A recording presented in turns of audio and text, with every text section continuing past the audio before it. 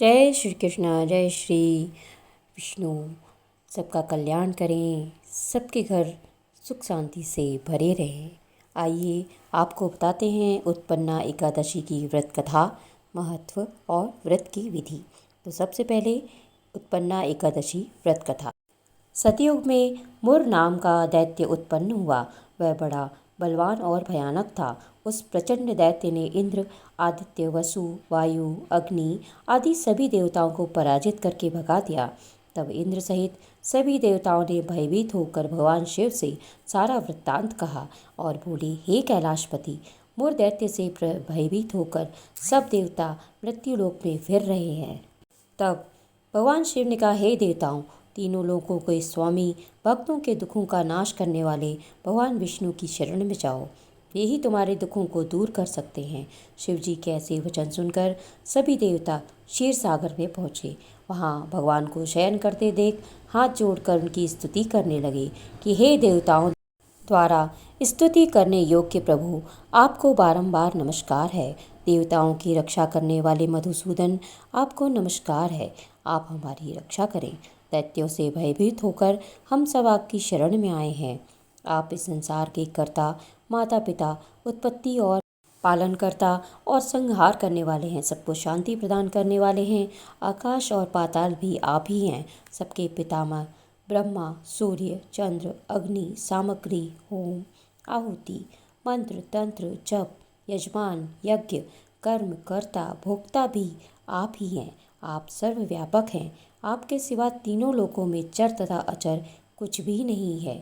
हे भगवान, दैत्यों ने हमको जीतकर स्वर्ग से भ्रष्ट कर दिया है और हम सब देवता इधर उधर भागे भागे फिर रहे हैं।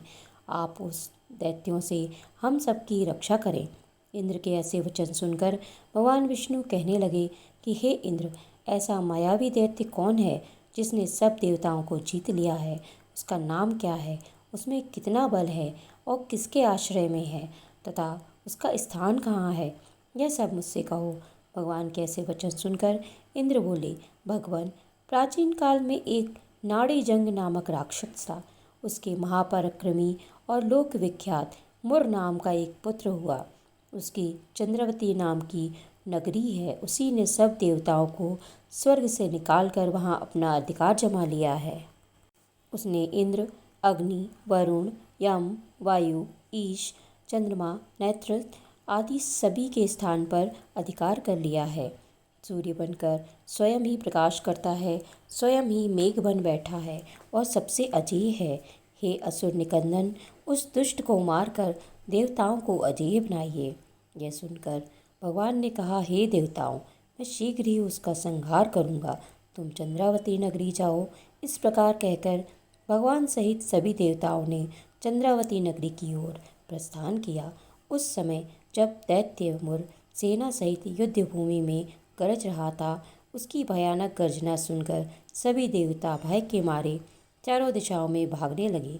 जब स्वयं भगवान रणभूमि में आए तो दैत्य उन पर भी अस्त्र शस्त्र आयुध लेकर दौड़े। भगवान ने उन्हें सर्प के समान अपने बाणों से बींध डाला। बहुत से दैत्य मारे गए, केवल मुर बचा रहा।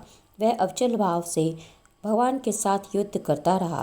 भगवान जो भी तीक्ष्ण बाण चलाते, वह उसके लिए पुष्प सिद्ध होता। उसका शरीर छिन्न भिन्न हो गया, किंतु वह लगातार युद्ध करता रहा। दोनों के बीच मल्लयुद्ध भी हुआ। 10,000 वर्ष तक उनका युद्ध चलता रहा, किंतु मुर नहीं हारा। थककर भगवान बद्रिकाश्रम चले गए। वहाँ हेमवंती नामक सुंदर गुफा थी। उसमें विश्राम करने के लिए भगवान उसके अंदर प्रवेश कर गए। यह गुफा 12 योजन लंबी थी और उसका एक ही द्वार था। विष्णु भगवान वहाँ योगी निद्रा की गोद में सो गए। मुर भी पीछे पीछे आ गया और भगवान को सोया देखकर मारने को उद्यत हुआ। तभी भगवान के शरीर से उज्ज्वल कांतिमय रूप वाली देवी प्रकट हुई। देवी ने राक्षस मुर को ललकारा, युद्ध किया और उसे तत्काल मौत के घाट उतार दिया। श्री हरि जब योगी निद्रा की गोद से उठे तो सब बातों को जानकर उस देवी से कहा कि आपका जन्म एकादशी के दिन हुआ है, अतः आप उत्पन्ना एकादशी के नाम से पूजित होंगी। आपके भक्त वही होंगे जो मेरे भक्त हैं। जय श्री हरि। अब है उत्पन्ना एकादशी का महत्व। उत्पन्ना एकादशी का महत्व पुराणों में बहुत ही खास माना गया है। इस दिन भगवान विष्णु के अंश से देवी एकादशी की उत्पत्ति हुई थी, इसीलिए इसे उत्पन्ना एकादशी का नाम दिया गया। देवी एकादशी की पूजा करने वाले और उनका व्रत करने वालों को सुख और सौभाग्य की प्राप्ति होती है।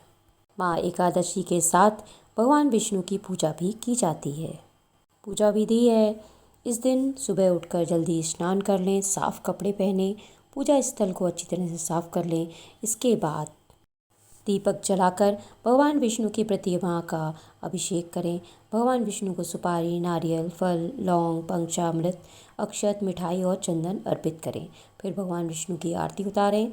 ध्यान रखें कि भगवान विष्णु के भोग में तुलसी जरूर शामिल करें। इस दिन भगवान विष्णु की पूजा करने से विशेष फल की प्राप्ति होती है। भगवान की पूजा के लिए जो भी भोग तैयार करें उसमें तुलसी के पत्ते जरूर डालें। ये थी उत्पन्ना एकादशी व्रत की कथा, विधि और महत्व। आपको वीडियो कैसा लगा कमेंट करके बताइएगा, और नए हैं तो मेरे चैनल पर सब्सक्राइब जरूर करें, एक लाइक जरूर करिएगा। जय श्री हरि विष्णु।